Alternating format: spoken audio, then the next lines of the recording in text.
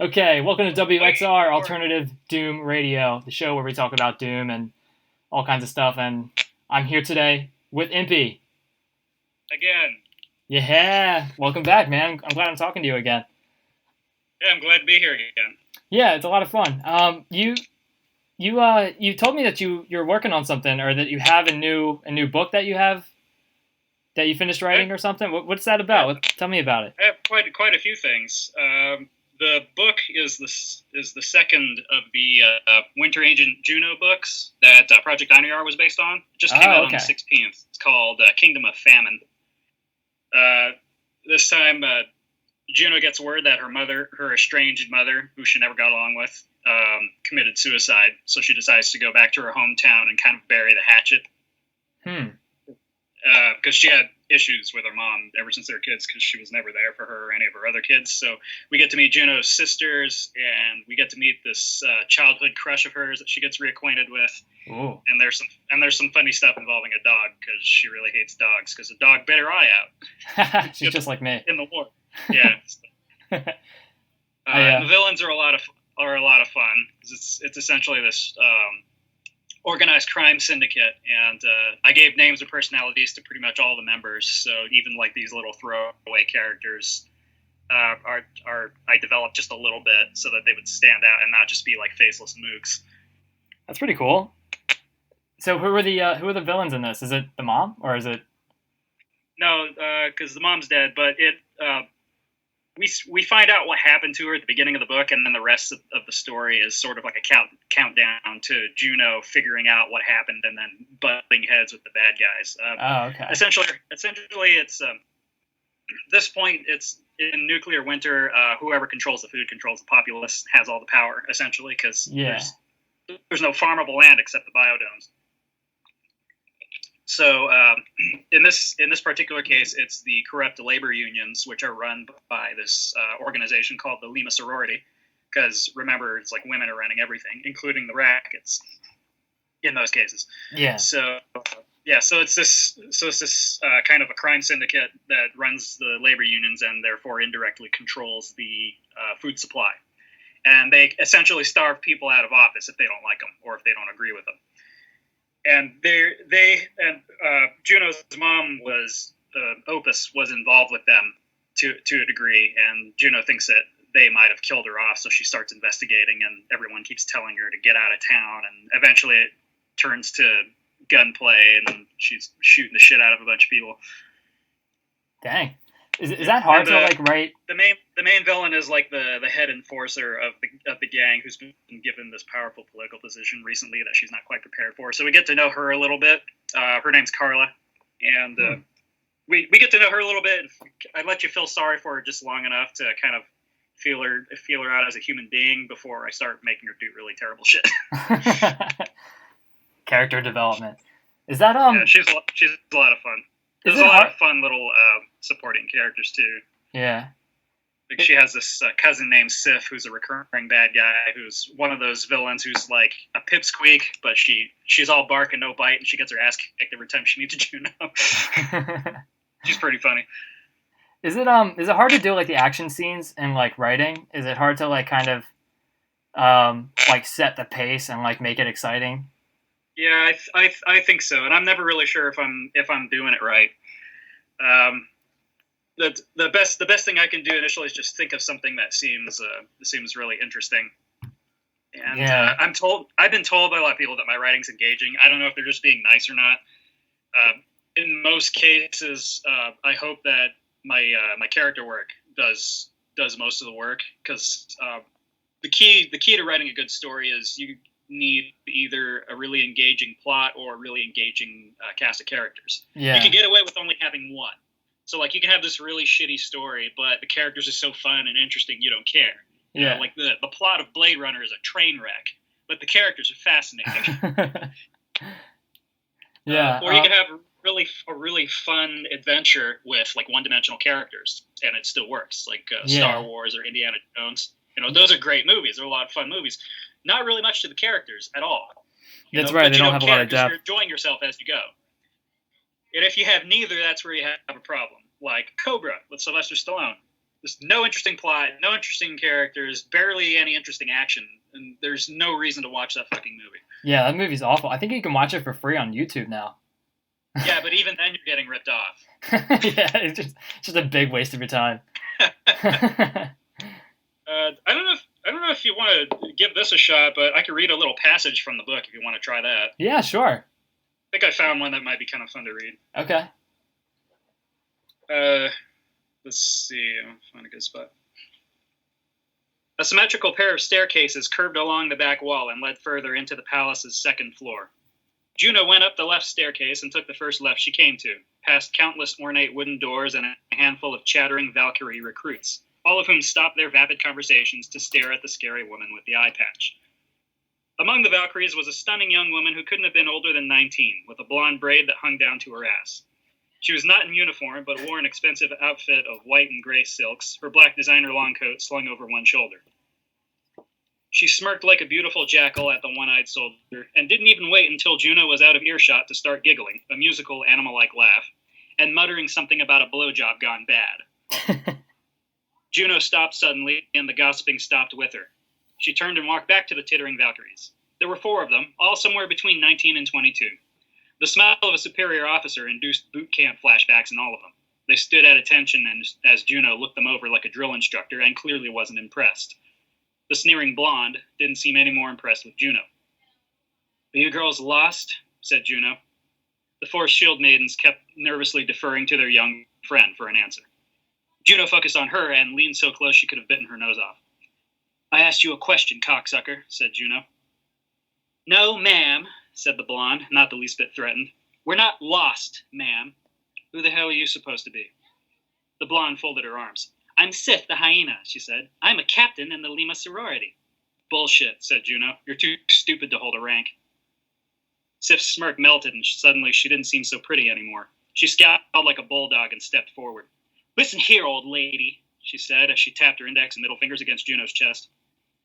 Juno's right hand struck like a rattlesnake, gripping the first 3 fingers of Sif's hand and wrenching them backward into a one-handed finger lock that brought her to her knees with a banshee-like squeal. The girl already had tears in her eyes from the rivers of pain surging up her arm. Whether she tried to back away or advance, she inadvertently applied the lock further, and the pain intensified. She could do nothing but remain where she was and hope Juno didn't dislocate every joint in her hand. The Valkyries were staring in shock now, no longer standing at attention. "What about you?" said Juno, startling them. "Drill's over for the day, ma'am," said the eldest. "So where are you supposed to be?" "Nowhere, ma'am." "Then get your asses nowhere!" We're flocking around the corner before she finished. Still holding her valise in her other hand, Juno gently tugged Sif to her feet and casually led her back to the stairs like an angry mother dragging her bratty daughter back to the parking lot. Wherever Juno went, the whimpering Sif had no choice but to follow, or her fingers would snap like carrots. At the top of the stairs, she was finally released and allowed to rub her aching joints. "This isn't boarding school," said Juno. "Big girls only." Juno retraced her steps and walked swiftly to her destination, ignoring Sif's obscene reply. So that's when she first meets Sif. Yeah. and every time they meet, it just gets worse and worse. It's pretty awesome. Juno's a badass bitch. That's cool, man. How long have you been working on this? That book, I don't know, it was like a year or so. Most of the books take about a year to write the polling and such. I'm working on a couple of new ones already, based on the stories in Project Eineryar, the Doom mod. Do you work on these like a couple hours at a time? Well, I've been trying to just stick to one per month and just like get it all done, and then just kind of polish until I feel it's ready after that. I've been kind of delinquent about that this year, so I got to get back on it. And now I'm working on 2 back and forth like I used to at the moment, and they're both the ones that are based on the plots to the mod. One is based on the core plot with the Eineryar project and Dr. Gall in a flashback, and then mostly focuses on when she goes to Jotunheim in the 3rd episode to stop a new incarnation of the project. So that's all kind of contained in one plot line, but we get to see the stuff with Dr. Gall and meeting Ruth Bowie and all that. And the other one's based on the 5th episode. which is like a drastic rewrite of the thing involving the last missile silo on Earth and stuff like that. That's pretty cool. I don't do a whole lot of writing like lately, but I'm interested like in the process of it because I noticed like I design levels for Doom and I see a lot of parallels in writing and in writing and also in like designing maps because like there's some parallels in pretty much all creative fields. Yeah. Where like what you learned in one can sometimes be applied to the other. Yeah, right. Yeah, like when I like if I were to like write a story or something, I'd probably like draft out a plot on paper, like a quick like diagram or something. And I found that like designing maps that way is also like really helpful. Like when I diagram like where exactly like the player's going to start, and then like where the exit is, and then some objectives that and like other like kind of things that might create some sort of a conflict, like a I don't know, like a particular trap or something, or just have like some items scattered around like on the layout as like some sort of treasure or side quest or something that kind of like it's almost like designing a map is almost kind of like setting up a story because you kind of want to like introduce the map in such a way in the start room that kind of like tells you what the rest of the map is going to be like, and and then you have like these special events and stuff where these are like these peaks and valleys of the story sort of. I don't know. It's hopefully as it increases in tension and difficulty as you go. Yeah, right. And you want to get like closer to like, and like as you're built, you have like this rising tension before you get to the climax in the story too. Yeah, I can see the parallels, like stuff like where all the keys are, like maybe give a little previews to kind of help them understand. Okay, this is my next goal. How do I get here? Yeah. Like when I'm designing a map. I had a writing teacher tell me one time, and this is specific. It was specifically for writing a persuasive paper, but she told me that when you're writing a persuasive paper, you want to start with the body paragraphs first because you want to get your points out of the way. You don't want to start with the introduction because you can't introduce something that you haven't like fully formulated yet. So like I thought about that and I kind of applied that to mapping, and ever since then I've been designing maps starting with the middle of the map first, and then building outwards towards the start area and the exit, because I try to make like the most exciting parts of the map like first because that's like the most entertaining for me to do as a level designer. So I try to create like these like crazy trap scenarios or like some I don't know like some maybe like a very like epic tower or something, or I don't know, like maybe just some like interesting piece of architecture or like some kind of like line depth action, like an obstacle, like building a bridge or something interesting like that makes the rest of the map kind of interesting as it goes along. And then I'm not sure how I usually go about designing maps, but I tend to think of like a room or a landmark or two that are really distinct, and then I try to build the rest of the map around that. So I guess I got a little bit of a Sandy Peterson method. Yeah. Barring the haphazard texture placement. I hope.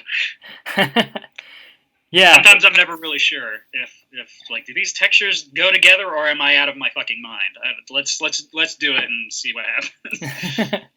Yeah, that might be a little different than creating like a third-person narrative story, though. I mean, I guess like designing the plot points might be the same. Like, what is like when you're writing your story? Do you like write like a draft first and then come back to it? I usually try to write a synopsis so I have some kind of a game plan. Yeah. Because otherwise, I'm sitting and I'm staring. It's like even if I think of something to write and I'm really into it, just off the cuff, eventually I get to a point where like, all right, where do I go now? So if I do kind of a synopsis first, even though I know it's going to change a lot later on, I at least have a direction. Yeah. And then I can always try and write something. And eventually I get to a point where I'm like, okay, well, this isn't going to work, so where else can I take it that will work? And then I'm kind of back in the same situation anyway. Yeah, right. Like, yeah, I can imagine like if you're writing a story and you don't have like that synopsis like ready for you already, like your story would just carry on like a really long, boring Dungeons and Dragons campaign where it's like it doesn't really know where it's going. It just kind of that's a good way of putting it actually, because it just kind of goes wherever. Yeah, like things just happen. Some authors prefer to do it that way. Like Elmore Leonard's a really famous author, wrote a lot of famous westerns, like 310 to Yuma, and well, I don't know if Valdez is Coming is a famous western, but it's a really fucking good western. He never bothered with outlines because he knew the story was going to change, therefore he didn't see a point. So he would just wing it until he felt like it had gone on long enough, and then he'd cap it off. Wow. But I can't do it that way because it takes for fucking ever, because I never know where it's going to go next. I need to have some kind of direction. Yeah, you would have to have some sort of like natural intuition of like how the story is progressing. I don't know. I'm not really sure how that would. I don't think I could design a plot or a map that way.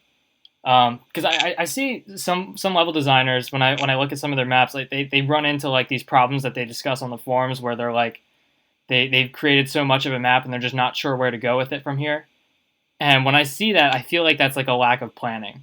Like you're not really sure exactly what you were going to do with the map in the first place. You just kind of started designing and now you're not sure what to do. And if a story is like that, that can probably really bore your readers. Yeah, well, I mean, it depends if you're really good at doing it off the cuff. Yeah. It's same thing with Doom mappers. There are plenty of guys who don't go in without any planning and they just kind of improvise, and they do pretty well. Yeah. I had a lot of unfinished maps for that same reason, where I was like, all right, I had this idea for this nifty set piece, but I don't know what to do with it. Most of those I turned into free Doom maps and contributed. I don't know if they're going to use them or not, but they turned out okay. I contributed this one that I thought was kind of neat, where it was this kind of almost swastika-shaped kind of Doom palace, where like you go down each hallway and there's something else bad going on there, and then you finally get the keys you need and open the doors you need, and you go down the last hallway and flip the switch that's disguised as an exit switch, but what it actually does is it drops all the walls of the entire palace and opens up, like now the map is twice as big and there's more shit coming at you from all directions. Ooh. That's pretty cool. So that was kind of fun. It was better than my other one, I think. What was the other one like? The other one was sort of like it started off in kind of a jungle area with a crashed ship. So it was kind of like you happen across this crashed human spaceship. So you went to go and look, and if you go into this little alternate alcove out in the jungle, you'll find the crew have been strung up and skinned and disemboweled by the demons. And there's a few items there. But it's crashed outside of this weird alien fortress, and then most of the level is going into the fortress and killing everything. That's like a common plot device used in like Doom maps. I see that in a lot of like text files and stuff. They're like, oh, you were flying in a ship, and then you were shot down, you crash landed in some unforeseen planet or whatever. Yeah, in this case, it was someone else's, and you just happened across it. So. Yeah, I guess that's like a pretty good excuse to just kind of like start the player in some unknown area that's like unlike anything we've ever played before. Well, like I said, I'll think of a set piece that I think is interesting, and I'll just make that, and then all right, what do I do now? Yeah. I wonder what other like have you ever read like text files and stuff for like Doom maps? Some of them are like pretty crazy. Yeah, I usually try to read them just in case there's something weird in there. Most of the time it's the standard id game stuff, but every once in a while you get this like really outrageous story or an explanation for where the map was coming from or some other things. Yeah. Like there was that one old one I'd mentioned, I think last time I was on the air, from like the 90s, where they tried to add this in-depth story. So like what you would do is you would read the backstory up to the first break, and then it would tell you to go play the next map and then come back after you finished it. Because they didn't have like ZDoom and additional text crawls and stuff back then. So that was how he managed it. So you'd play a map, go back to the README file, read the next chapter, and then the story would unfold as it went. Or you'd have like the master levels, where a bunch of those were a series of maps that had an ongoing story that was really amusing. Like my favorite is the Inferno series, I think it was by Dr. Sleep. Where he pretty much all the maps had. It was sort of like a comedic Doom flavored version of Dante's Inferno. So like he was going to each circle of hell, and there's this the hippie space beatnik Virgil was like his guide, and he was basically useless and just kept getting them into more and more trouble. and all the Doom guy was trying to do was find his girlfriend Beatrice because they got separated during the invasion. Wow. So he's going through these different circles of hell trying to find Beatrice, and the backstory for each map in the README file is really amusing. And I ended up he never finished the series, unfortunately, so we don't know how the story ended. Yeah. So I ended up making this little WAD file just for myself because I can't distribute it because it's commercial maps. Yeah, right. But I put it together and I kind of finished it myself. So like I took all of the Inferno maps, including the one that ended up getting put into the Ultimate Doom's 4th episode, Thy Flesh Consumed. Yeah. And I put them all into their own little episode. So I could just play through them from start to finish. And I put in the intermission text from the README files between maps to make it official. And I kind of finished the story about as whimsically as I could so it would match the rest of the story. And it turned out all right. That's pretty cool. I wonder what Dr. Sleep's up to these days. I tried Googling him the other day, and I found like some old resumes that he had from like 1996. And there's like a really funny picture of him too. But I couldn't find out, like, I don't know what he's up to. I thought I read something that he did some time in jail or something. I don't know for sure though, so I shouldn't really be saying that. But on the air, I don't know. But you might be thinking of Dr. Mengele. I don't even know who that is. Migraine. No history buffs in the room. Dr. Mengele was like the most notorious Nazi doctor ever. He did experiments on kids and stuff. So was he a dude? Trying to make like a doctor joke, but all right. Oh, okay. Moving on. I thought he was like a level designer. I was like, he was a Nazi level designer. Wow. Although actually, that reminds me of the I had some mod updates as well, and that reminds me of one of them. Did you ever play an old Nintendo game called Ghoul School? It's like an obscure cult hit. Ooh, that sounds familiar. I don't think I've played it though. Yeah, you play this spiky-haired teenager who's running around his school hitting ghouls with a baseball bat, and there's a lot of really bad puns. It's sort of like open world, like the whole high school is open for you to explore, but there's like locked areas and such. Okay. But I did the last Doom mod that I released was a short 3D remake of that game, Ghoul School 3D. But I tried to do it kind of in the style that I got the impression that the original creator wanted for the game, which was like no space aliens or any other weird stuff. It's like it's purely kind of an undead thing, and it centers around this these ghouls that live underneath the school that suddenly emerge and start wreaking havoc, and this kid has to deal with them. I think he had this idea to like do it as a Saturday morning cartoon show, where like every episode some new undead menace or weirdness happened, and Spike O'Hara, the protagonist, would have to take care of it somehow. Yeah. And he always had a crush on the cheerleading captain who didn't like him and didn't know he existed. So he was kind of pathetic in that regard. So I tried to keep all of that as much as possible, but I tried to give it kind of a Saturday morning cartoon feel. So like, it's a doomy action game, but it's got story and puzzle elements as well. So it's kind of like an adventure game as well, because there are a lot of NPCs you have to talk to like get clues or to get special items. That's cool, man. I really admire how much thought you put into like your level designs and stuff. It's really impressive. And one of the all the faculty are really irresponsible and useless. And the science teacher's name is Professor Mengele. Yeah. and he's kind of demented.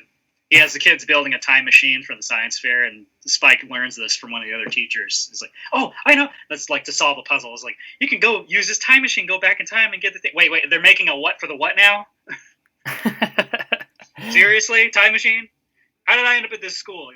So he starts off kind of hopeful, but like the more people you talk to, the more kind of disillusioned he gets. Like by the end of the game, you're having this last conversation with one of the professors that kind of started this whole undead mess to begin with, and he's just like had enough. He's like, and I gotta save the day as usual, right? You're just gonna sit on your ass and do nothing. All right, cool, got it. That's gonna be fun to play Doom with like that kind of imagination. Like I was reading a post by Battle Kirby one time, and he says he's really into like role playing and stuff, so he can't like enjoy a wad unless he like makes up a story for the character. His Space Marine has to have some sort of a purpose and a goal, and there's some reason for being there, and like he makes it up as he goes along, and that's like part of the fun of playing Doom for him. And, I mean, that's you sort of do that in the back of your mind when you play video games that don't have a lot of story to begin with, I think, and just kind of throw you into the action. But I mean, that's a fun way. It's like if he's really into it and like he comes up with this really elaborate backstory, that would be pretty awesome. Yeah, because I'm a veteran role player myself, and I'm kind of into that too. Sometimes I get a little too into it. But I don't dress up or anything, but you don't do any of that LARPing. No. LARPing's a little cliquish even for role playing standards. So yeah, I stay out of it. But I did bug my my last gaming group a little bit because I got too into my character because they just wanted like to keep it casual. Yeah. But I thought we were ready for like hardcore role playing because we'd been playing all these one shots with these alternative role playing systems that I'd never heard of. And it was a lot of fun, but it was all very casual. And then we upgraded to Pathfinder, and I was like, all right, yeah, we're going to get our A game on now. We're ready to graduate to, like, the big times. And no, they wanted that casual, too. So they thought it was weird that I was, like, really, like, playing this character up, you know, who I had intended her to be comic relief of the party. Because the premise of this game was this region we lived in didn't have a standing army.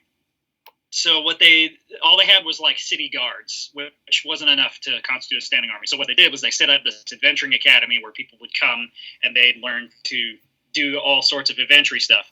And then when they all graduated, they would then have something equivalent to a standing army where they could hire these freelancers to go and take care of stuff. Essentially they were indentured servants once they graduated because they had incurred a ton of student debt. So the plan was, like, once these idiots graduate, now they serve us for free for 4 years, but they get to keep their treasure and such, and make a living as adventurers in order to pay off their debt, or they can go fuck themselves and pay off the 40,000 gold that they owe us themselves. You know? Yeah. So whatever they want. So essentially, basically, everyone agrees to like work off the 4 years of service to the community. So the campaign started with us not on graduation day. We were like 2 weeks from graduation or so, and it was finals day. And the campaign started with the party already formed, like as essentially our party was formed as a school group project. And we were sitting there and we were in class for finals day being assigned our quests. And essentially we're supposed to do this little pissant quest and accomplish it and come back and give a report, and then they would follow up and check on everyone involved with the quest and find out how well we handled it. And depending how well we handled the quest, that would determine our grade and whether or not we graduated. So that was how our party formed. We were basically forced together into a school group project. None of us knew each other, even though we'd kind of seen each other on campus. And me being a pain in the ass, I already started off being kind of a pain in the ass role player because I like to do things a little differently, especially in a group like this where they encourage a lot of creativity and freedom with your role-playing and your characters. So I pulled DM aside and told him how I wanted to be introduced to the game. So everyone else, so basically finals day starts. I'm not even in the classroom. I'm not even present. And the dean comes up and explains to our group, he's like, so listen, here's your quest, yada, yada. And by the way, there's one more member of your group. You're going to have to go down to the city jail to pick her up because she's been in prison with 60 other people for being drunk and disorderly. And they're investigating some weird stuff involving that fight that went on in the tavern. Apparently, somebody cast a magic monkey spell, and like 20-odd magic monkeys went rampant, made the chaos even worse. They started stealing things and breaking things, and we've corralled them all into this barn over here at the end of the road. And we've arrested all 60 people who were in the tavern, and we've been questioning them to find out who cast the spell. We're going to release your party member so that she can actually partake in this because her dad's chief of the city guard, and she's got to be involved somehow.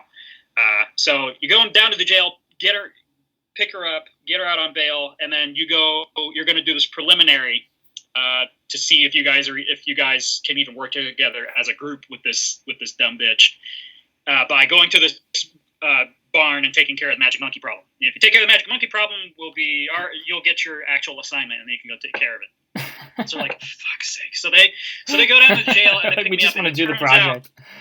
It turns out not only am I playing a drunken, carousing 17-year-old girl who's like 6'2" and looks like a Viking, but she's also the party healer. Oh my god! So they have to rely on this drunken teenage idiot for their heals. So they get me out of jail. I'm like, hey, what's up, bitches? Nice to meet you. She's like, shut up. Let's get going. We got to take care of this problem you were involved with. Turns out I was also the one who cast the spell with a little wand that I won off of a bet. So I'm excited. I'm excited as hell getting out of jail because this is my chance to dispose of the evidence because they haven't found it in my junk bag yet. So I just disposed of the wand, and now they're never going to catch me. It just goes on like this pretty crazy much tangent. every chapter of the campaign, I would introduce something like that to kind of make me something involving my character, making our quest for the week worse than it needed to be, just to kind of spice things up. Yeah, just open up all these. The problem was she went from being comic relief in the beginning very quickly to because I hadn't really fully developed her backstory when we started, so I figured, well, I'll just kind of improvise and figure it out on the fly. That ended up being kind of a blessing and a curse because I ended up improvising these daddy issues. Apparently, she doesn't get along with her dad, the chief of the guard, because he is the one who's in massive debt that he has to pay off to get her into the Adventurers Academy. And then something happens early on once the main ongoing quest kicks off that makes her kind of mature a little bit and realize that she's been kind of a lousy daughter. And she feels bad for putting her dad in this situation. So, and she loves the hell out of her dad because her mom ran out on her and she thought her dad did it first when she was a kid, but he came back and he's been raising her like a responsible parent. So she loves the hell out of her dad. So now she's starting to feel bad. So she's still comic relief most of the time, but then there's these like events that come up involving her dad where things would get kind of emotional. And the party apparently wanted to keep things very casual, and they thought this was kind of weird to them. So, yeah, it's really in depth. It sounds like a lot of fun, though. She was one of my favorite. I think one of my best characters I ever played, just because of who she was and what she had going on, the funny stuff and the more dramatic stuff. And she turned out really interesting. I didn't even know that she was going to turn out to be this character when I started her. Yeah.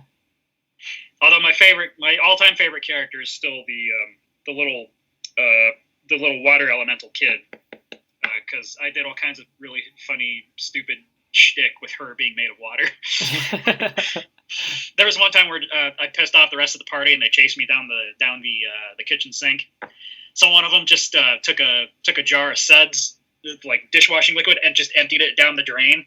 And I bubbled back up out of the sink as like this Michelin man of bubbles. It was like 12 feet tall and like just made of foam. So I kind of had to ooze everywhere, and I would like fill up entire hallways because I bubbled so huge. And it took me like several in-game hours to kind of settle back down to my original shape.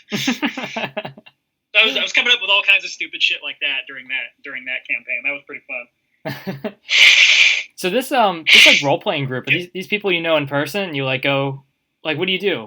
What do you do exactly? Do you like get together like around a table or something? Yeah, how it works is everyone figures out their schedule when everyone's available, and then they meet up usually at a usual place. Like I had one group where we'd meet at Denny's, and we'd been playing at this Denny's for like 30 years, so these guys knew each other. These guys knew us, and we're just perfectly okay. And practically gave us our own private corner of the Denny's, which was nice, away from all the noise and the riffraff.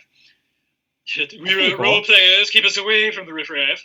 But a lot of times you just go to somebody's house who agrees to host it. A lot of times I would host it because we have a nice little. The kitchen in my house is a nice secluded corner of the house, so the noise doesn't really bother us in those cases. So a lot of times I'll do board game sessions. We'll just play there. And that's cool. Basically what you do. You just agree on a place to meet. You bring all your shit, and then you pretend to be somebody else for several hours. What do you bring? Like, what kind of stuff do you bring? Usually the DM brings the books, but if they're really into the game and they've been playing it for a long time, people will usually have their own books and they'll bring those as well. But generally, I mean, it kind of depends on the group. In most, the standard thing is everyone at least has their own dice, and then the DM will supply the books. But sometimes even there will be like a community dice bag, and then the DM just brings everything, and somebody might bring refreshments. I don't know. But that's generally how it works. Like everybody agrees on a time and place to meet, and then they get together, and then they fuck around for several hours. And the game, even like a very casual session, can take several hours to get through. Yeah. Just because it's not like a game of Sorry or anything like that. Well, I guess it can, because Sorry can go on for fucking ever. Yeah. Depending on who you're playing with, yeah. Monopoly is not a good analogy either. Well, it can go on pretty.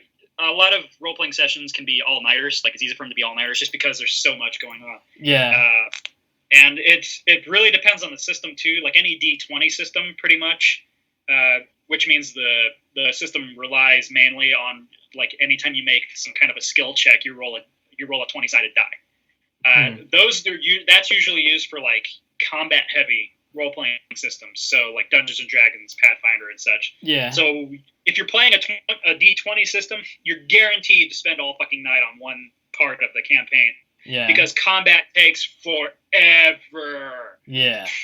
Which is my least favorite part of almost any role-playing game, is the combat, because it just drags on forever. Yeah, and you don't get to do any of the fun stuff, like developing your character. Yeah, you have to roll initiative. You have to roll initiative, and that determines, like, all right, who's going in what order.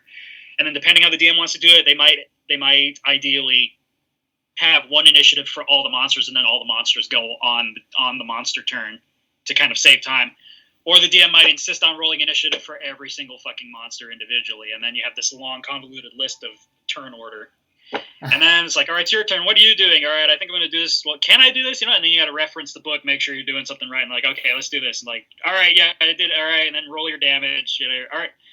And then I'm going to do this other thing, and then I'm done. All right, and then next person is an orc. So the orc goes and does this. And then the next person's the cleric, right? Cleric can't quite reach this guy he needs to heal, so he's just going to take a double movement, and then like next turn he'll be able to get to the guy and heal him. So his turn's done already, and so he's got to wait until all the way his next turn. It's just this long, painful process. And there are some systems that found ways to make combat more streamlined.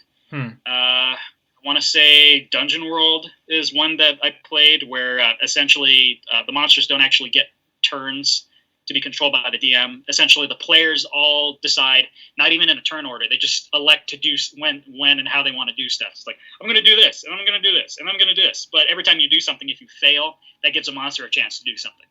Or gives the DM a chance to make something bad happen to you.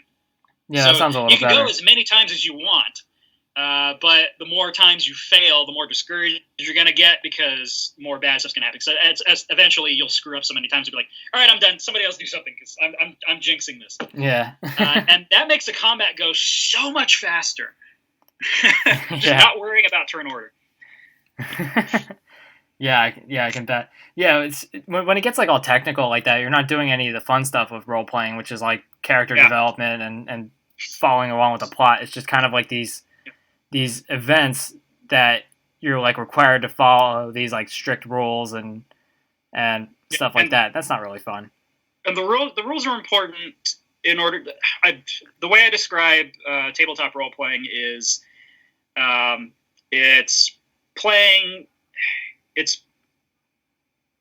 What was it? The rules are important. It's interactive storytelling with a referee. Yeah. The rules are there to make it so that it doesn't devolve into little kids playing cowboys and Indians. Yeah, it's like, I shot you. No, I was wearing a bulletproof vest. Well, I was using armor piercing bullets. Exactly. You can't just be like, I cut off your head. Yeah, that's why the rules are there. Yeah, exactly. And when the rules sort of take over the session, then it's just not fun. Then it's just a slog. And there are people who like to play it that way. They like just to roll the dice and crunch the numbers and play with the stats. And that bores the shit out of me. But I just won't play with a group that prefers that.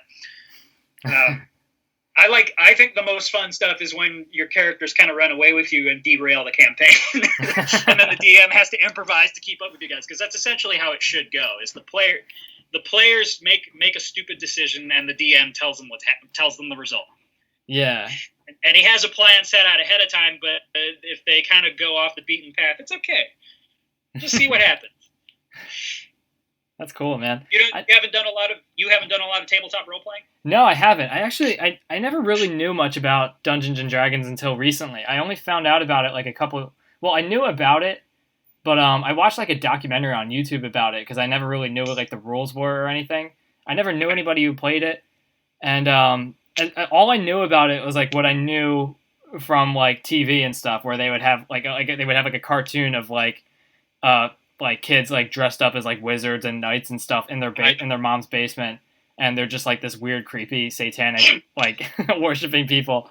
And it's yeah, like I don't know how many groups actually do that where they actually wear the hat of the character they're playing. I'm pretty sure that exists only in cartoons and really bad sitcoms. Yeah. But it might happen. I mean, I have seen a stereotypical. I have gamed in a stereotypical nerd basement where it's like a giant basement with a big old table and computer parts everywhere and several shelves along the wall just packed end to end with role-playing books and board games and shit. So those people actually exist. Like, those rooms actually exist in real life, not just in cartoons. Yeah. But the other stuff, I don't know. And there's like other stuff that I've seen like in the news of like people getting so obsessed with their characters that they like create suicide pacts and everything, and like like there's been like all this controversy about how there's like all this controversy about how like Dungeons and Dragons like killed these parents or these mom and dad's kids.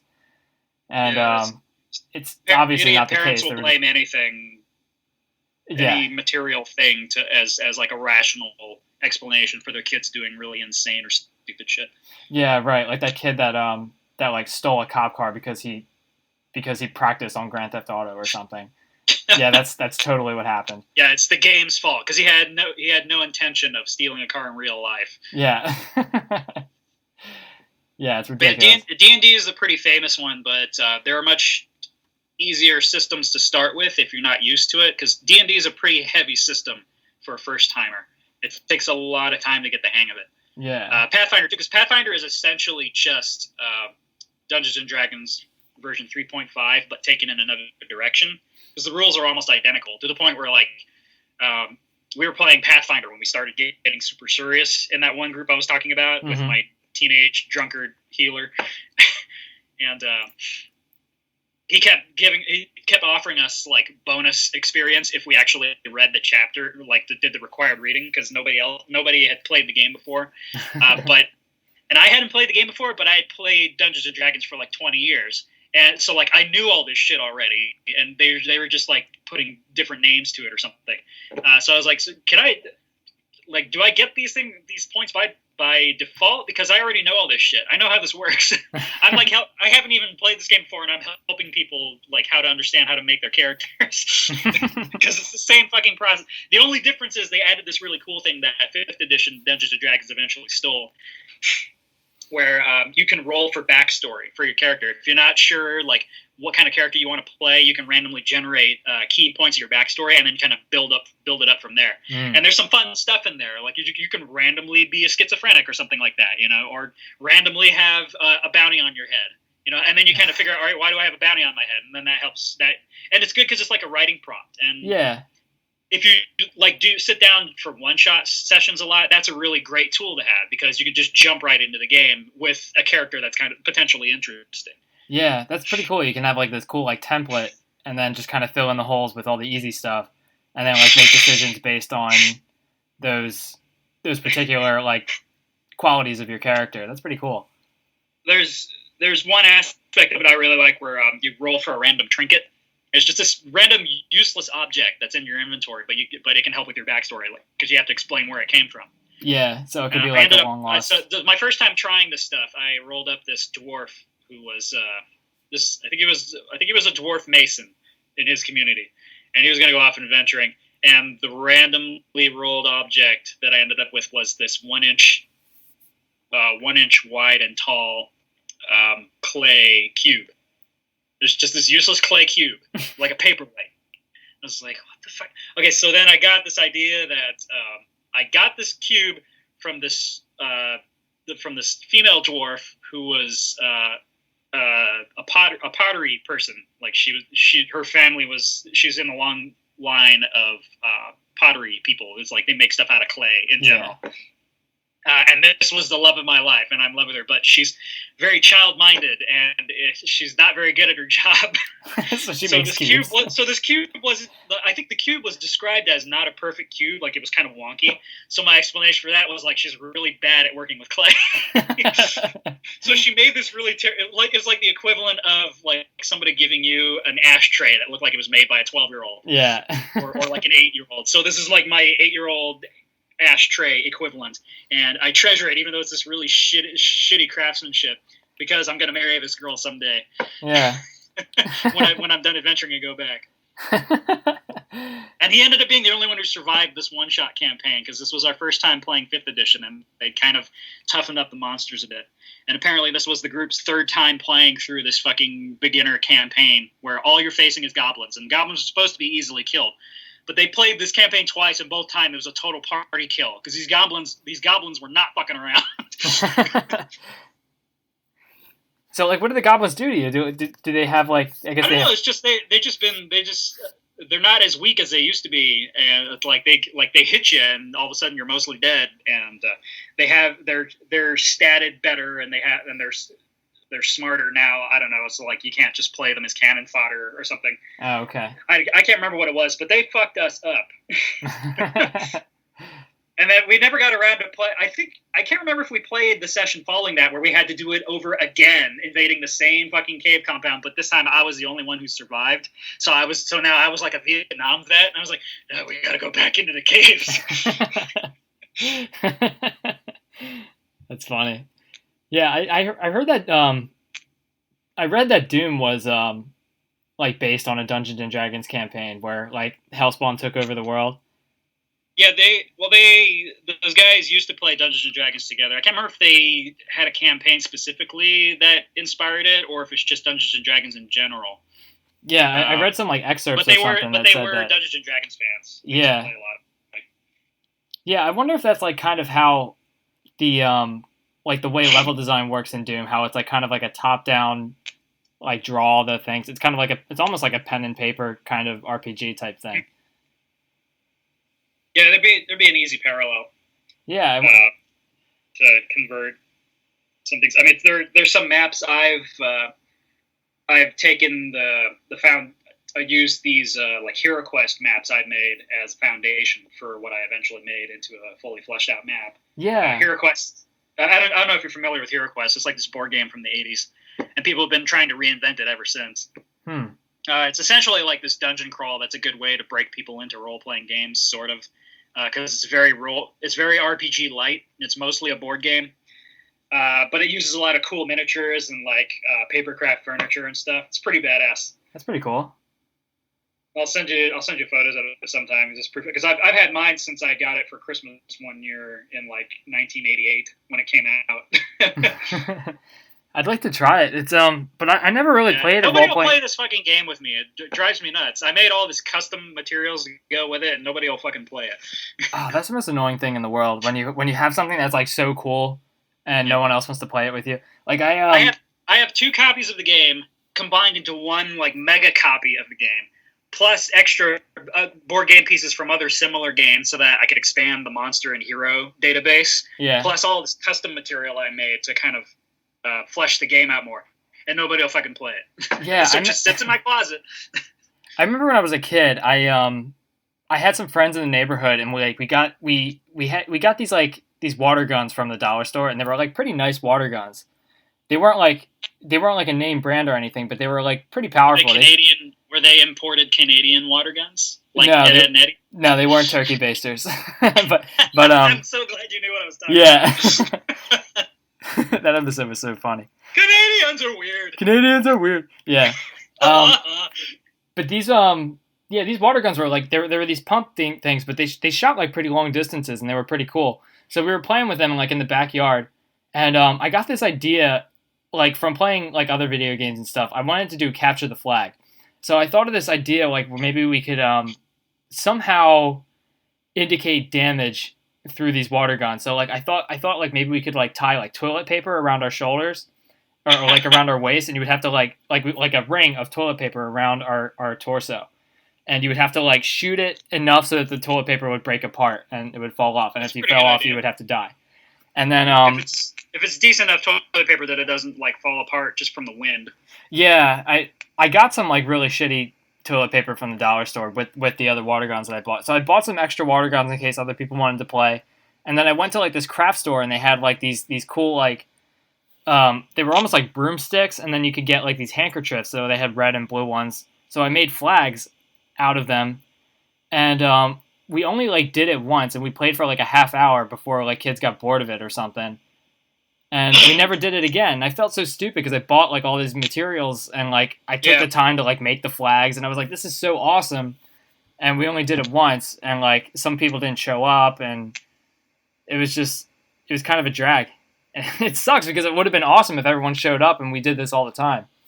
But that's kind of why I'm hesitant to commit to plans to do stuff, just because I want to make sure, is anyone going to show up? How many people are going to show up? How many people are going to be interested in this before I commit to this? Because I don't want to waste my fucking time.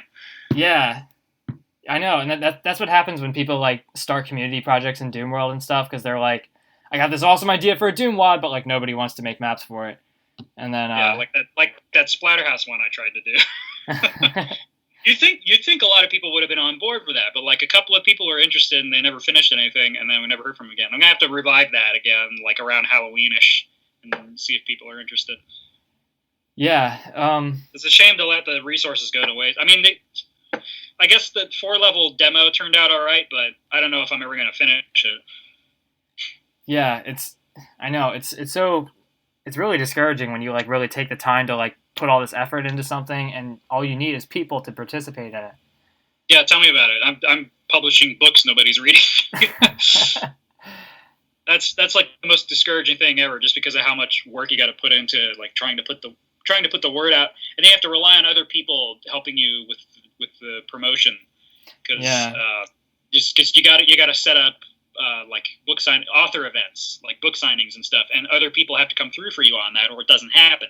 Or they tell you, yeah, sure, we can do it in like 2 years from now because we're booked with other events up until then. I'm like, okay, sure, great.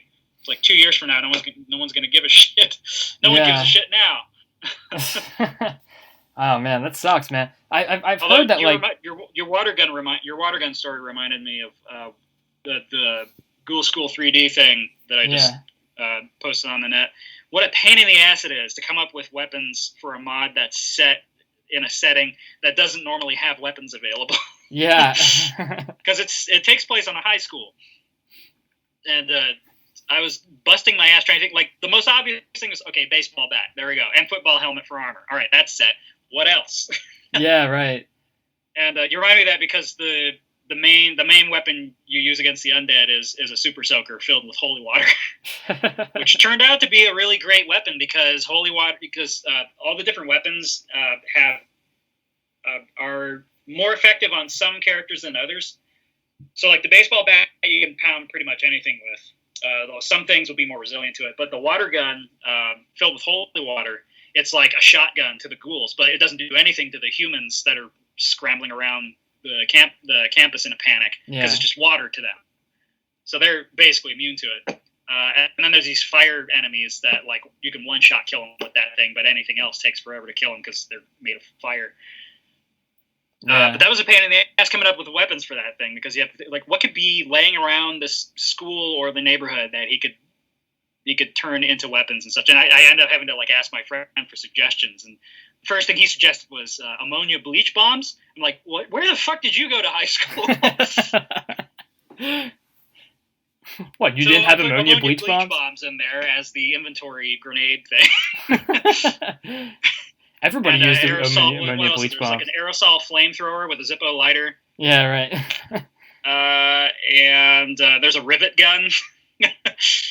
Jeez. Which I think somebody made like this rivet gun and put it on Realm 667 and nobody was using it. And I was like, hey, this is perfect. So I might be the only one who's using that thing right now.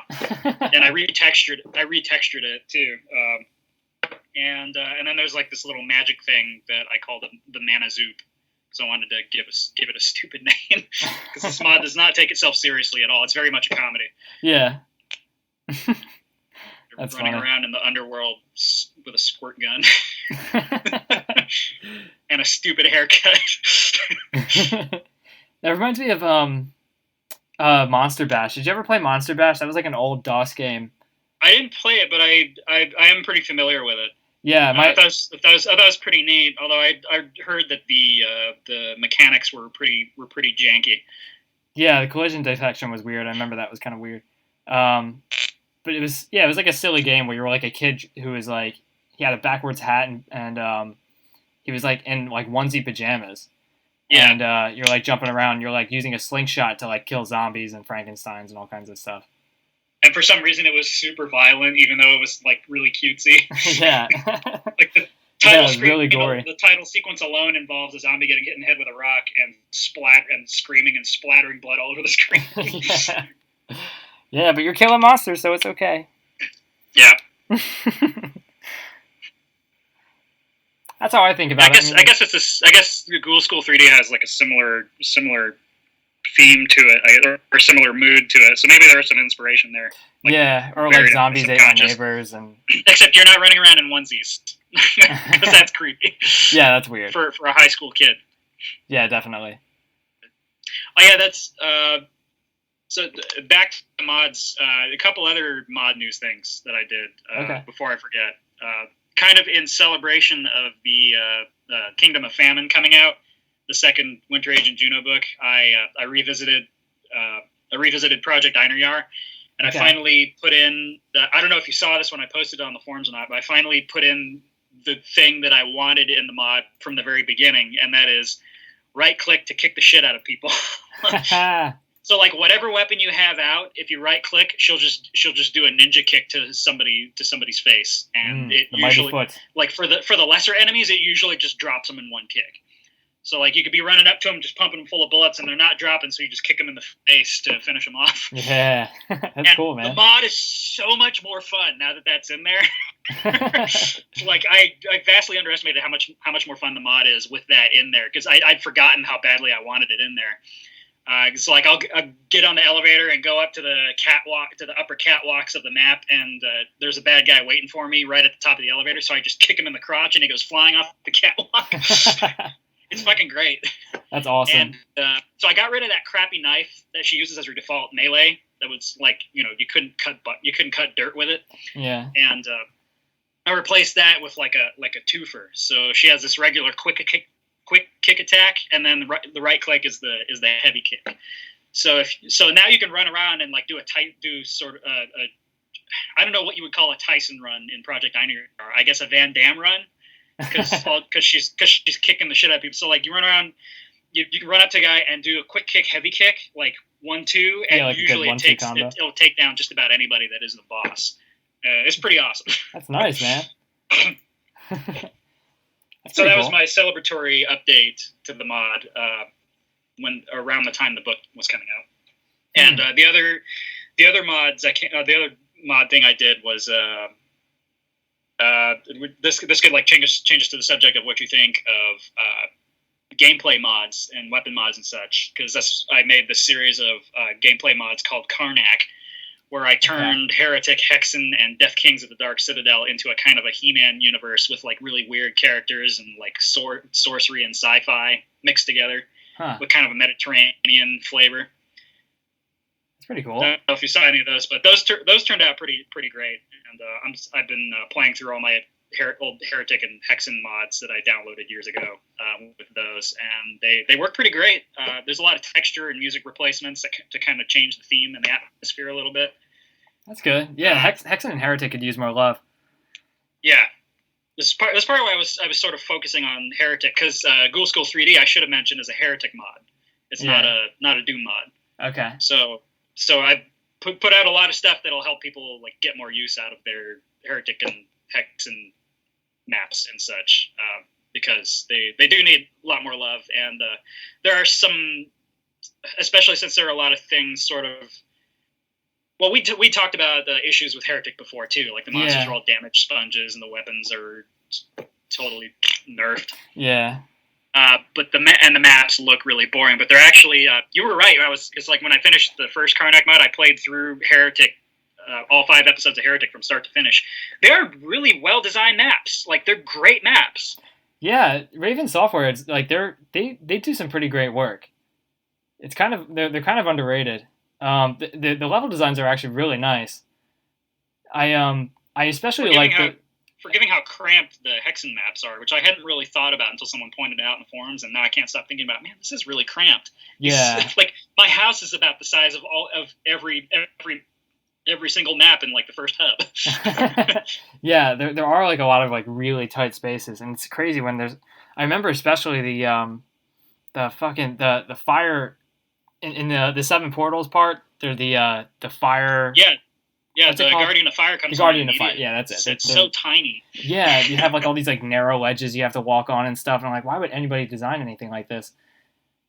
It's weird, but I don't know. I mean, it's what they wanted to do, I guess. But I don't know. The platforming wasn't that fun.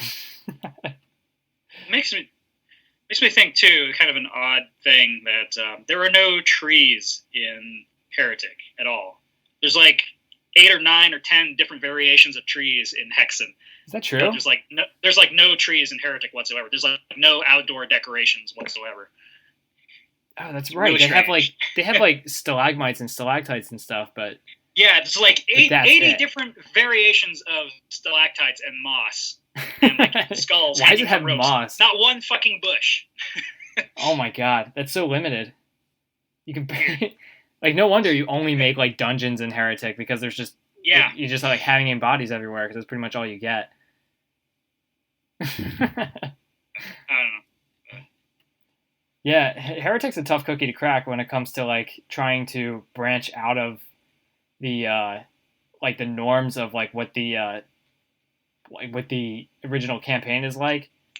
Because you're basically just, like, extending the campaign. You can't really, like... There's not a whole lot of innovation you can do. But I've seen some screenshots from Not Jabba that he posted on the post your Doom picture thread, and some of those actually look pretty nice. Yeah. I mean, all you need is the right mapper who can take just about anything and make something interesting out of it. Yeah.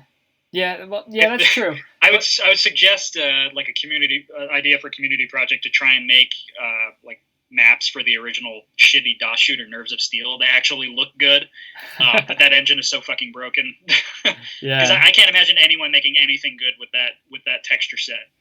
Yeah, I know. I don't remember if I showed you screenshots of the original game or not, but it's a nightmare to the senses. Yeah, it's like somehow those screenshots smell bad. that's how ugly the game is. Yeah, but I don't want to keep tooting my own horn. Jesus, I'm tired. Tooting my own horn with my own mods and stuff. But like on the subject of Karnak being a gameplay mod, changing the aesthetics and the monsters and the weapons and such, maybe we could talk a little bit about some gameplay mods like that aren't Brutal Doom, because Brutal Doom gets so much time in the limelight that it's kind of a shame. Yeah. Because like there's so many other gameplay mods out there that are arguably just as good, if not better. You know, that need to get a chance. You know, it's like, and not to slight Brutal Doom, because Brutal Doom's a blast. Yeah. But it's not the only gameplay mod out there. And there's I think I talked about mixing the Ultimate Torment and Torture series with Project MXS, which is this really cool weapons mod that kind of turns Doom into a more modern first-person shooter. Yeah, I've seen that. It uses weapon graphics. It makes weapon sprites out of the graphics from the weapons in the Fear series, I think. So you have these really, really sleek, like kind of modern Black Ops space age looking weapons. And you run around, and like even the pistol is so deadly, you can like 1 or 2 shot common monsters with it if you're a good shot. And you have a shield system, kind of like in Halo, and if you take enough damage, the shield drops, and then you'll actually take physical damage. You only take a few hits before you're dead, but if you take cover long enough, the shield comes back up, and then you're safe. And you have like the special power where like you can charge up your grenades, so like you throw these cool little hand grenades that'll explode like normal, or you can charge them up, and if you charge them up enough, they're basically an equivalent to tactical nukes. Like they just go, they suddenly they have rocket powers. They fly across the map and they just destroy everything in your line of sight. and your punches have similar powers. Like you just punch the shit out of guys, but if you hold the punch button down, he charges it up into a Kamehameha. and there's different tiers to the Kamehameha. It's really fun. The only issue I have with it is like it has kind of a Halo face mask shaped HUD, Yeah. And a lot of that kind of obscures your vision, which is kind of shitty. But apart from that, it's a really great gameplay mod, and it's a blast, and it's the perfect mod to play with like those really tough map sets like Torment and Torture, or maybe even Hell Revealed or something like that, because the weapons are so much more powerful. But well, I mean, even with regular sets, because I think it does. It changes the monsters as well to balance it out. So like, yeah, so you can play any map set with it, and it'll you get these overpowered weapons and abilities, but the monsters get souped up like crazy.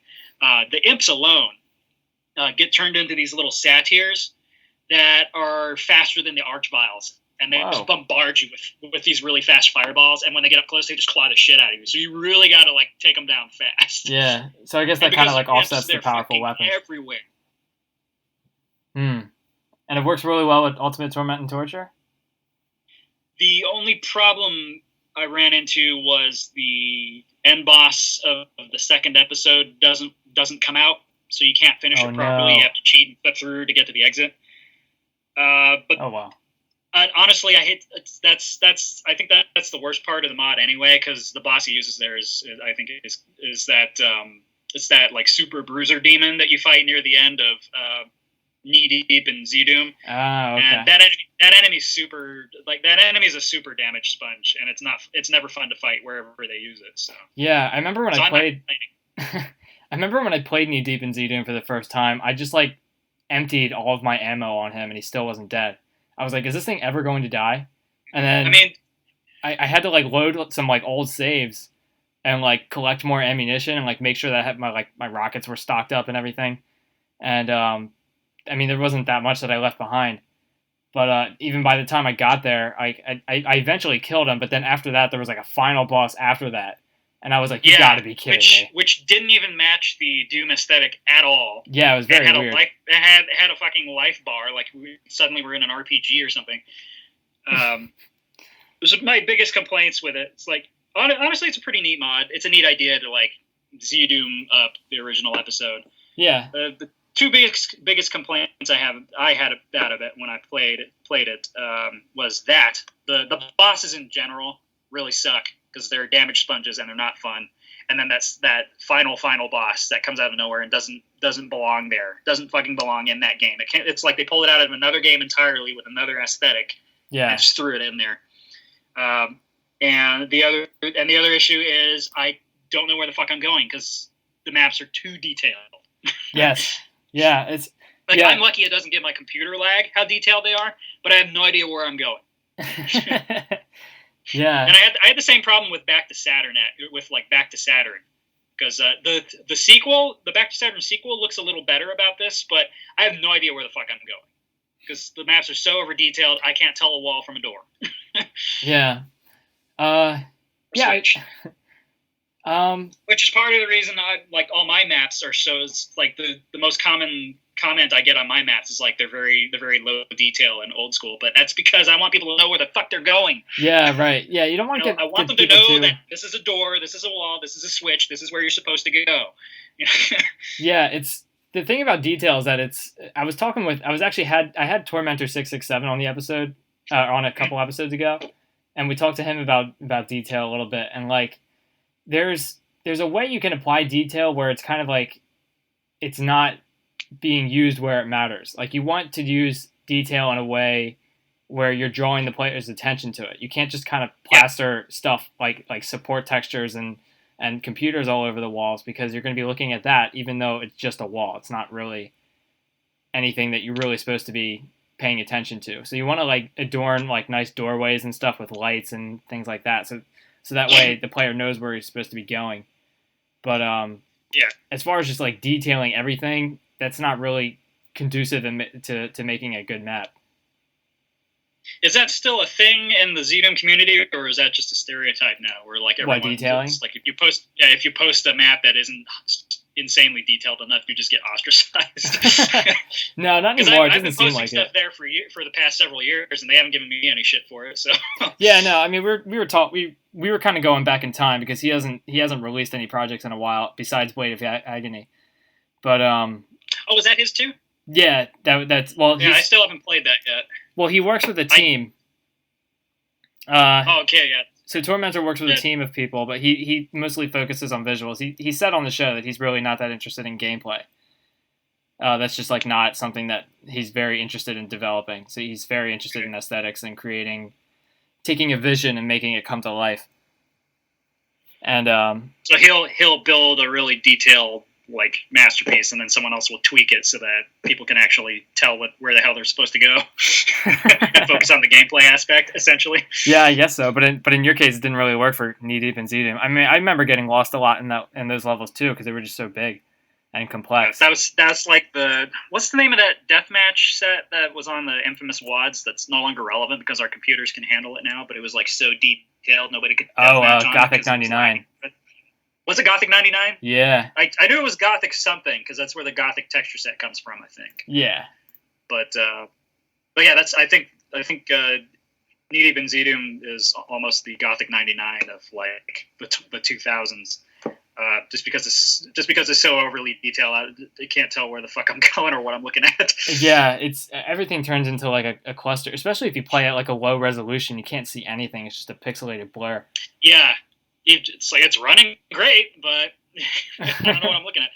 It's turned into a first-person shooter from the Amiga days, an Amiga shooter. Where it's like it's so low res, I don't know what I'm looking at unless it's right in front of me. Yeah, but Do you ever play Amiga, or I think that was more of the UK gaming scene? Yeah, no, I never tried that. I'm aware of it, but I've never played it. You should. They have YouTube videos and lists and such of all the first-person shooters that they released on the Amiga. Oh boy! I think apart from Doom, they were all Amiga exclusives, and there's some pretty interesting oddities on there. You should check it out if you haven't looked at them yet. There's Doom for the Amiga? I didn't know that. They released Doom on the Amiga. I don't know if Heretic was released or not, and they may or may not have had Wolfenstein. But I know Doom was released on the Amiga. But apart from that, I believe all the first-person shooters made for the Amiga were made for the Amiga. Like they were exclusive and they weren't ported anywhere else that I'm aware of. So there's a lot of really like distinct Amiga only first person shooters that you wouldn't see anywhere else that are kind of interesting novelties if nothing else. I know Alien Breed 3D is probably the most famous one. Yeah. And some of the Amiga first person shooter resources are available on some of the Doom community forums for modders to use. And I've used a few. I don't know if anyone else is even bothering with a lot of that stuff. Like there's a lot of really good. There's some good eating as far as like modding's concerned. Oh yeah, on a lot of these resource forums and stuff that's just sitting around not getting used. So I guess that's part of what inspires some of the stuff I've been making lately. Is like this isn't getting used, and this would be really interesting. Maybe I can do something with this, And I find a use for this really weird thing that it's like nobody else has seen before yet. So. Yeah, I'm looking at like some of your videos of Project Ironheart, and I can see that you have some like weapons from Terminator Rampage. Oh yeah. I really wanted the Doom guy hands are so overused at this point because they're just so universal that no matter how much you dress it up, you immediately think Doom when you see it. It's like that's Doom guy's hand, And I wanted Project Ironheart to feel like this lost shooter from the mid to late 90s. So like that was one thing I was dead set on. That was part of it, and the other part was like at the time nobody had gun hand graphics that were holding a pistol correctly, because like it's all one-handed or double pistoled or something like that, and centered too. It's hold it correctly and hold it centered like you're supposed to. That's what I was looking for, and at the time. The Terminator Rampage weapon sprites were the only weapon sprites in the Doom community that did that. That had a centered pistol that was held with both hands correctly, like a trained person would hold it. And because that's what I want. Juno does. She's a trained army commando. She would know how to handle a fucking firearm. She wouldn't double pistol it because that's unreliable. She would hold it and use it correctly. And the other thing was I didn't want it to look like Doom. I wanted it to look like this other obscure shooter that nobody'd ever heard of. Like I used back when Marfinimus Blackimus used to have channel updates on YouTube. He has this playlist called Obscure First Person Shooters, And that was a little bit inspiring because I was like, I wanted it to look like these things, not like Doom, because I don't want it to, or Duke Nukem, because I don't want it to be that recognizable. I want it to look like this other weird thing that just nobody really paid much attention to, which is ironic because nobody pays much attention to the mod. Well, no, I guess. Well, all it needs is a little bit of promotion. I mean, we're here talking about it. Yeah. I'm sure that helps. Yeah. And it would help if I took the time to play it. I was hoping to dress those arms up so that it would match the title graphics, so that you'd have the sleeves and the gloves and stuff. Because she's in the winter, you can't be running around in nuclear winter with like no gloves and sleeves on because it's fucking cold out. Yeah, right. But I haven't managed that yet. I'm not a good enough sprite artist. There were a couple of people volunteered to do it, and they did some pretty good work. But we still got to finish it and finalize it and recolor it. I don't know when that's going to happen. That's the thing with sprites. I don't know that it's ever going to be finished, so I just called version 5.4 the final release, and then I'm just doing minor updates. So I might just consider that a minor update if it ever gets finished. Yeah, that's the thing with sprites, because there's so many frames. Like you can take the time to make like one good frame, and then you have to be consistent throughout all the rest of the frames, so it's not like jarring when you see the animation and stuff.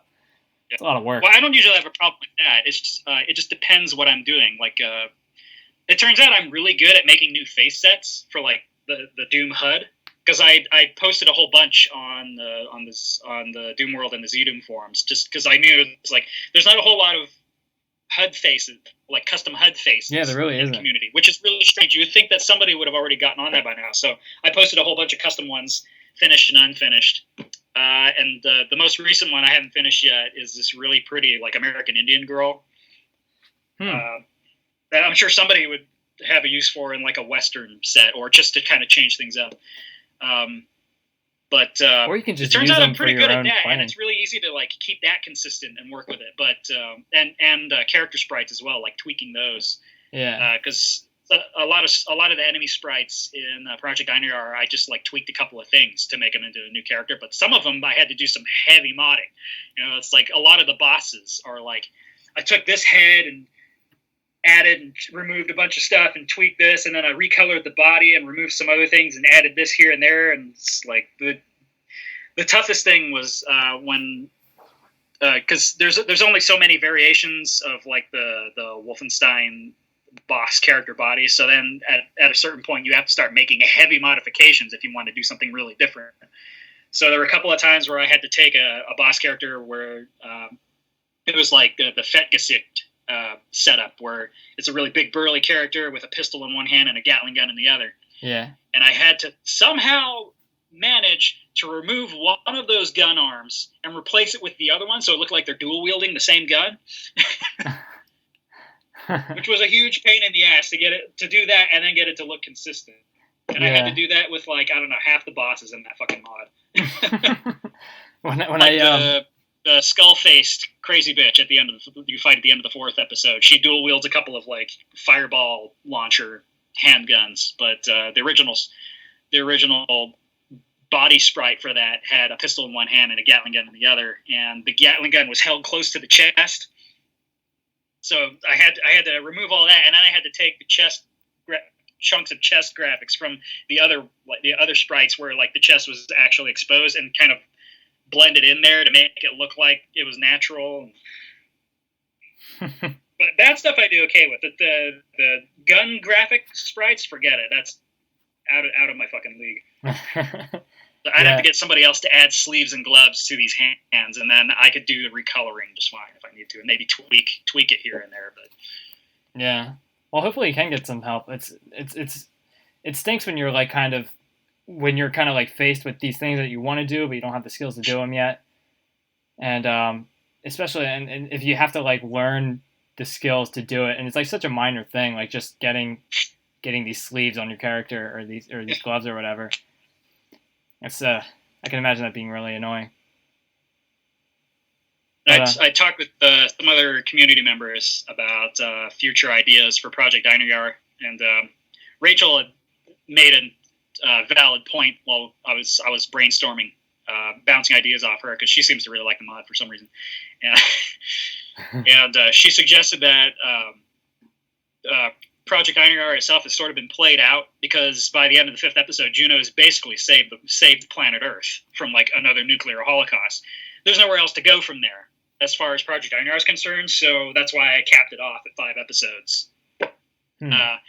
So now, but I do want to kind of still play with that those assets a bit. So I'm going to go with her suggestion that a proper sequel is probably in order, and just like do something new with the same character and assets or similar characters and assets in the same setting, but have something else going on. So, and I don't know, I'd like to still have Juno there. Just I'd thought about having a different protagonist, but the problem with having the purpose of the mod, the purpose of the mod is to promote the book series. Yeah. And if I'm making a mod to promote the book series where the character you're playing as is not the main character of the book, it's kind of weird. Yeah. So you're going to have to play as Juno regardless. Although I might throw in some peripheral protagonists that you could also play as, like maybe somebody who's tougher and slower, but they hit harder, and different starting weapons. I don't know. So I don't know what I'm going to do with that yet, but I've been experimenting, and I made a few new enemy assets just to see how they worked and how they looked and felt and sounded. Yeah, you can also go all over the timeline too. You could do like a prequel or something, or like, well, I don't know. It depends on what you want to do, but yeah, I thought I might do something where the sci-fi elements are dialed back more, so it's a little truer to the books, because the sci-fi elements aren't that heavy in the books. They tend to be more in the background, and it's mostly like dystopian adventure with like the extent of most of the sci-fi aspect is like the alternate history, alternate Earth sort of thing, and the alternate technology they had to make to help survive nuclear winter. But it's not really that advanced. It's just, a lot of the technology they use is kind of behind what we're using now.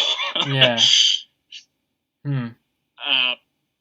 But I had what I wanted to do, and a couple of people have been experimenting with this too, which is nice, because I want to do something with it too, is dynamic music. Do you know what I'm talking about? Oh, yeah. Is that like when the music changes depending on like what event is happening? Like Serious Sam.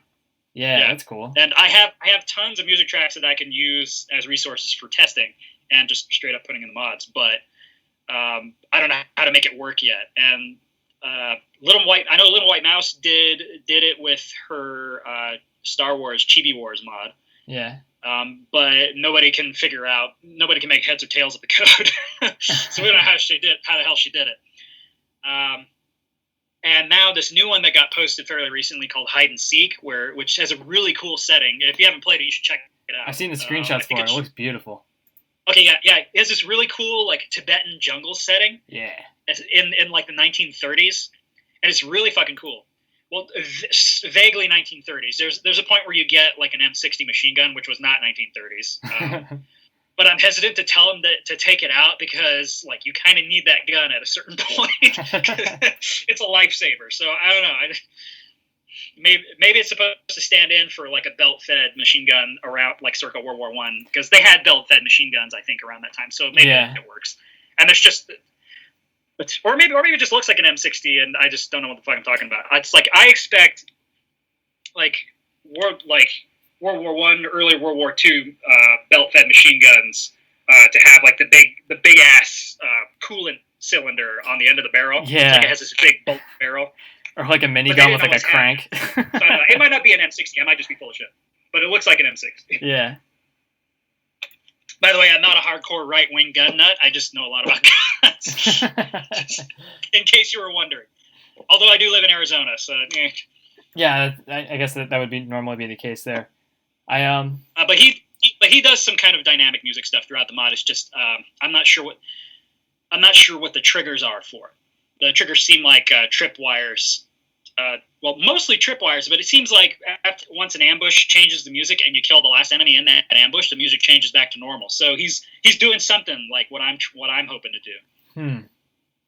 Does the music like change abruptly, or does it like kind of like fade into one another? I don't know. I can't remember. If it does fade, it fades very quickly, like almost immediately. So. Yeah, because I would imagine if you're does the music use like does he use like MP3s or something, or?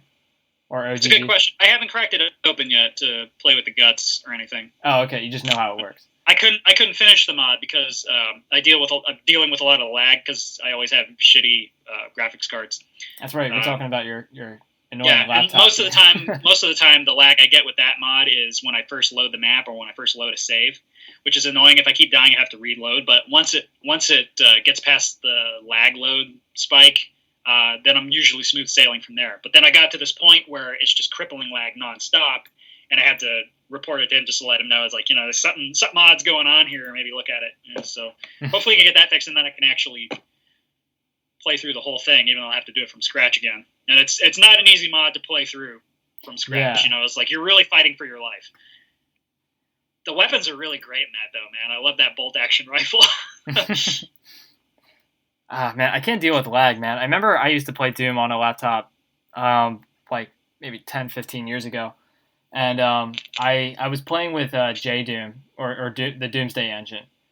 And because that was like the best looking source port around at the time, I think. Well, I mean, I think GZ Doom tops it by now. But at the time, it was like super impressive, and I really liked the dynamic lights and the 3D models and everything. But yeah, I wasn't impressed with the 3D models at the time. I thought they were very stiff and goofy looking. Yeah, they are. But it's like Quake's models looked and animated better. Yeah, I think I was just really impressed with the novelty of it.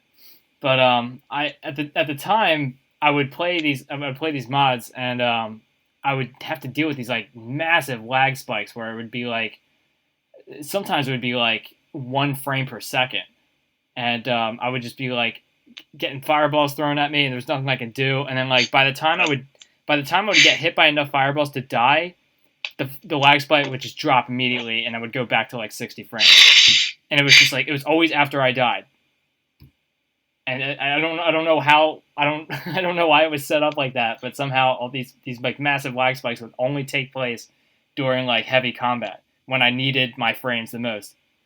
And it was just really disappointing. It was the most frustrating thing, but I just dealt with it, because I was a kid. We deal with a lot of amazing shit when we're desperate for entertainment.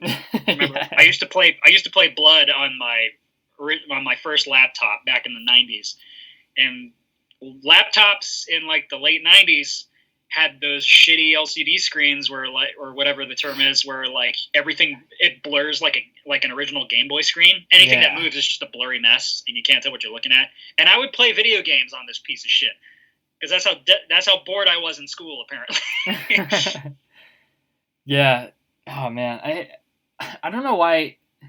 I really loved having a laptop when I was like younger, just because it's just cool to have like a portable thing that you could play Doom and other things handy on.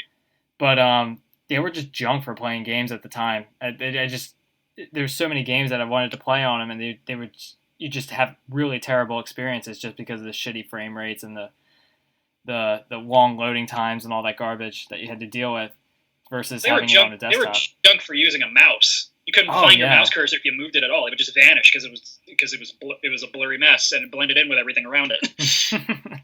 Yeah, and the battery life on my laptop was garbage too. It only lasted like 20, 30 minutes. That hasn't changed much. Yeah, I know. I mean, it outlasts the battery of my fucking iPhone. Well, I went to a geek event at the Science Center a week or two ago, and it was at 86% when I left the house. It took me a little over half an hour to get there. By the time I got there, it was at 20%, and then it died less than an hour later. Oh, jeez. Not even a half hour later. I'm pretty lucky with my. I'm using a MacBook right now, and I've been talking with you. I think the battery is at like 87% when we started talking. And it's only down to 69 now, which is pretty good considering that like I'm talking to you on Skype and I'm recording at the same time. It's better than my phone track record so far. Yeah. Do you have an older iPhone? I think it's like the previous model, but I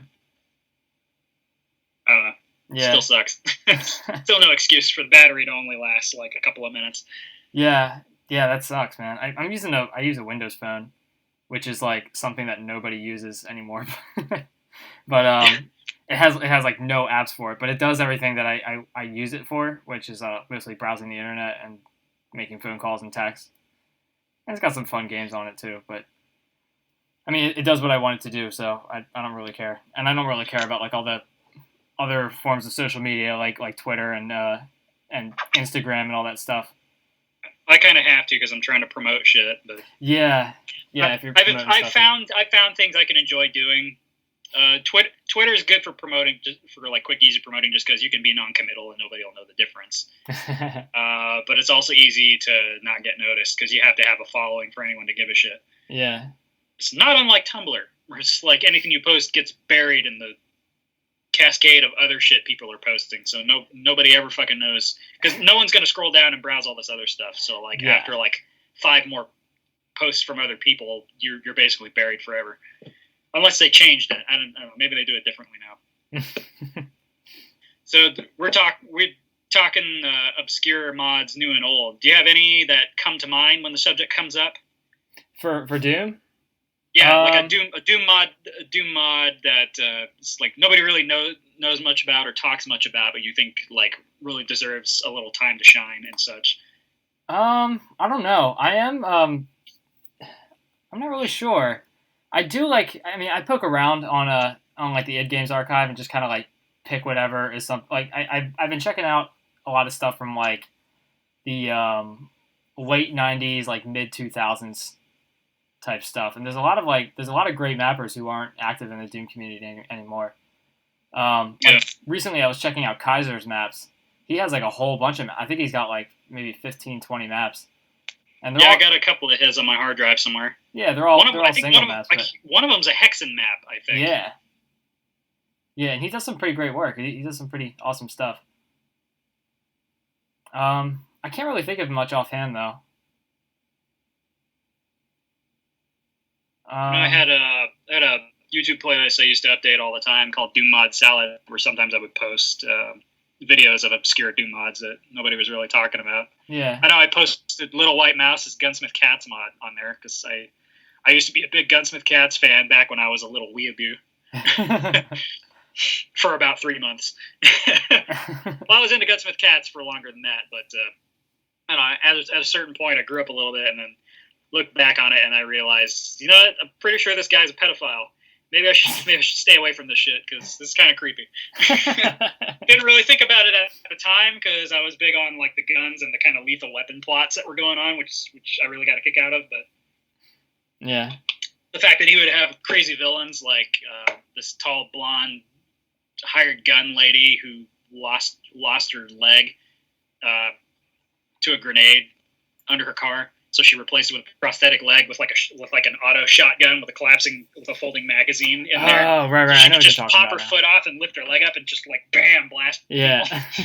There's this really great panel in that comic, building up to the final showdown, where she swapped it for just a straight up pump action shotgun, and where she removed the stock and replaced it with the hinge to fit into her knee, and then she has this leather strap that's attached to the leg and the pump, so she can actually reach the pump and pump it to fire. and it's this like full bodied, almost profile shot of her leaning back in this chair with the shotgun leg up, and she's like loading shells into it, and she's saying to this gal that she's holding hostage, "This like, cat got your tongue?" It's a really fucking cool image. Just a shotgun leg lady loading up for battle. I think she lost her thumb too and replaced that with like a retractable garrote. So she could like take people's heads off, and she converted one of her prosthetic feet into a bouncing Betty mine. So she just detached the foot when nobody was looking, and then she'd get into the bulletproof car, and then the bouncing Betty would go off and kill all the bodyguards. Do you collect she much was comic pretty books? Fucking cool. Yeah. Do you collect like comic books or anything? That's oh yeah. Well, I got back into it again when I started working with this guy. I'm collaborating on a comic project with a guy who used to work for Marvel, and he sort of got me back into collecting comics. So I don't have as much money as I used to. Just like last semester, I spent about $50-$60 on back issues alone, mostly of the Punisher. It's like the Chuck Dixon Punisher from like the 80s and 90s is my favorite Punisher. I think is the best Punisher because he has really cool storylines that were like straight out of 80s action movies. Yeah. but yeah, I got all kinds of stuff. I like collecting obscure, weird comics that like I'd never heard of. There's this really cool one. Apparently, there's this period in in Marvel's history where they had this. I can't remember what it was called. It was like this new generation of like they were like starting this new line of comic characters that were going to have their own series. And I don't. It'll take me forever to find the issue, so I'm not going to go and look for it. But yeah, don't. they had a bunch of new characters that were going to have their own series. They were going to run in an independent universe from the established Marvel universe, and it didn't work very well because they had this moron in charge apparently as the editor, who they made a habit of poking fun of all the time in these little terrible one-shot gag strips. And I guess the guy was too stupid to realize they were making fun of what a dumbass he was. I wish I could remember his name, but he basically ran it into the ground, and he kept changing stuff halfway through, and then it wasn't working out, and then they canceled it after like a few issues, and so this big new project like immediately nosedived and didn't go anywhere. But one of the characters that they made was called Spitfire, who was this college professor, redhead, hot-tempered lady whose father had developed this kind of big Iron Man suit that could do all kinds of stuff. And it's this female Iron Man, and she's flying around fighting super weapons and super villains and stuff. Yeah. And I got drawn into that one because it turns out I happened to pick up the 2 best issues of that miniseries. Because part of the problem with these characters was like they were inconsistent, and the premise would change like partway through the series, so it's like every issue would be different from the last almost. Which is part of the reason it fell apart. But in Spitfire's case, partway through the series, she stopped being like this female Iron Man with a bunch of goofy college kids as their sidekicks. They got rid of the sidekicks, and they made her work for the U.S. government and go on Black Ops, which was much cooler. And I got 2 the first issues I read of that miniseries, I read 2 storylines from when she was like doing her first missions for the government, and she was pretty badass. Like there's this whole storyline where she's like really kind of snarky, like she's been doing this for a while, and she goes on this operation with this regular military dude to go and stop this war criminal guy.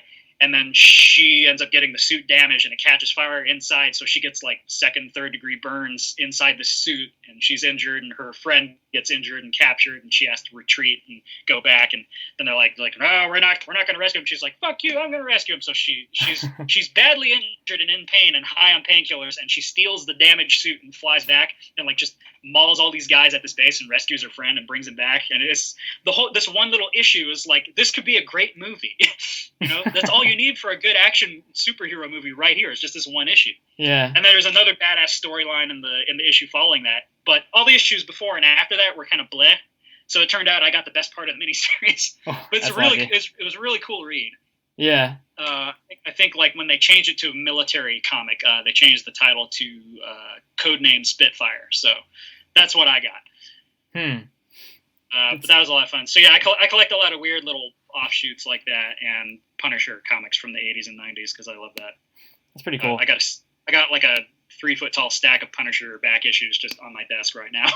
And awesome, sometimes man. I just read them. Actually, I got the idea for that. The cover of Kingdom of Famine is is based on a cover image of a Punisher comic from that period. Because I was trying to do something like they do with Men's Adventure fiction novel series from the 70s and 80s, where they would structure them the same way I'm structuring these books now, where they'd have like a portrait of the hero and the name of the series, which number book it is, and then under the name of the series they'd have the title of that particular book. Yeah. And then under that there'd be kind of a montage movie poster looking picture of that may or may not be depicting stuff that happens in the story. A lot of times it's just stuff that the artist pulled out of his ass. Yeah. It has nothing to do with it. But sometimes it's so. And it's a very pulpy looking, so I went with that, and I based the cover image for the movie poster part of the cover of Winter Agent Juno on a Punisher cover, essentially, that had guys on snowmobiles. Because there's a sequence in Kingdom of Famine that involves a shootout with people on snowmobiles, and it's pretty badass. That's cool, man.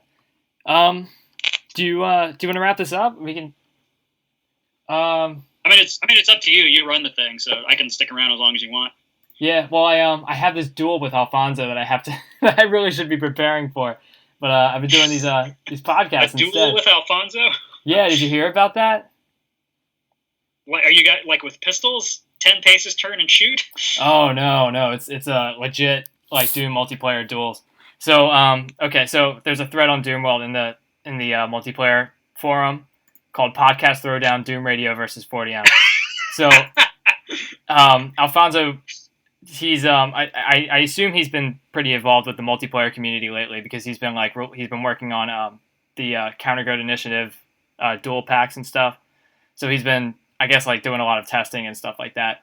And there was how this basically started is there was another thread in the Doom multiplayer thread where somebody was asking advice on how to get good, and I made a post in there, and somehow I guess what I said kind of clued some people in that I don't have a lot of experience with deathmatch, and I tried to like defend my opinion with having watched videos and stuff of how these death matches and stuff work, and somehow that the whole kind of conversation deviated in such a way that I guess everybody assumed that I was talking shit, that like I'm really good at multiplayer. I'm not really sure how it came about, but I guess Alfonso got wind of this, and then Alfonso burst into the thread like Kool-Aid Man going, "Them's fighting words."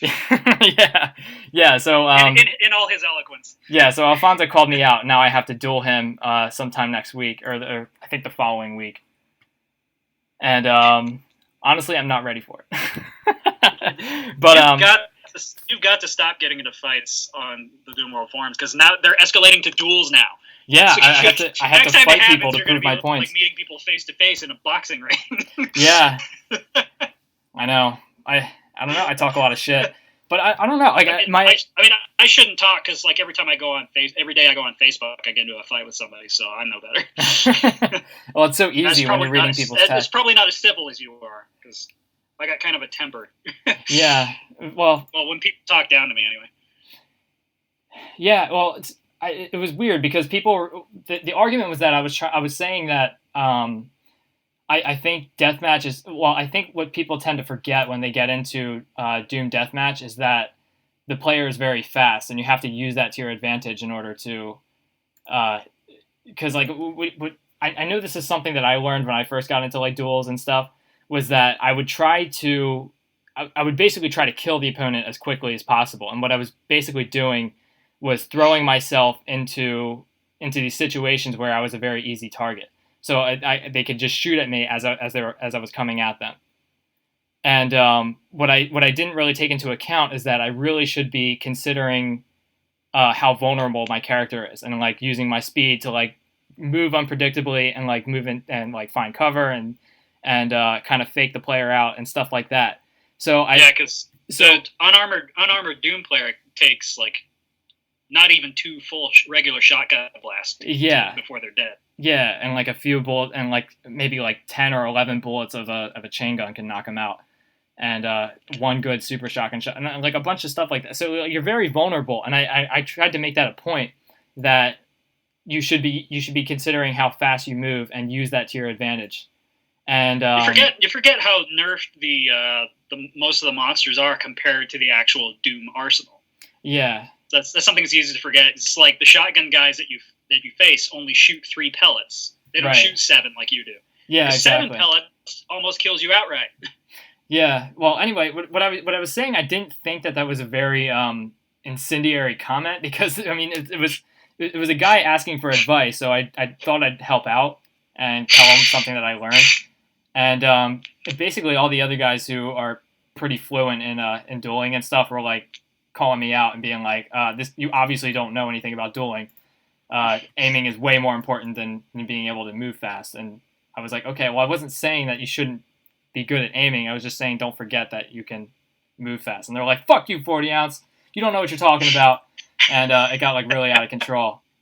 And yeah, so that's basically how it happened. And now Alfonso's dueling me to prove that he has a better podcast. And I guess we're proving that through a duel. So all right, so it's your Hokuto no Ken technique versus his whatever the fuck the alternative was to Hokuto no Ken. Yeah, and I can't back out because I'm not a bitch, Impie. I can't back out. I'm too tough for that, so I gotta fight him. I mean, it would be fun anyway, it's like you got a podcast, you're dueling another podcast guy, and yeah, I'm pumped for it. Actually, I'm pretty excited. I think it's gonna be a lot of fun, even if I do lose or not. I'm gonna try my best, and I think I might have a shot at this, but I don't know for sure. But the truth is, I mean, if we're really measuring what's going to happen based on experience, I think Alfonso has more experience than I do. So he's never actually dueled or deathmatched in his life, and he's just been kind of pretending.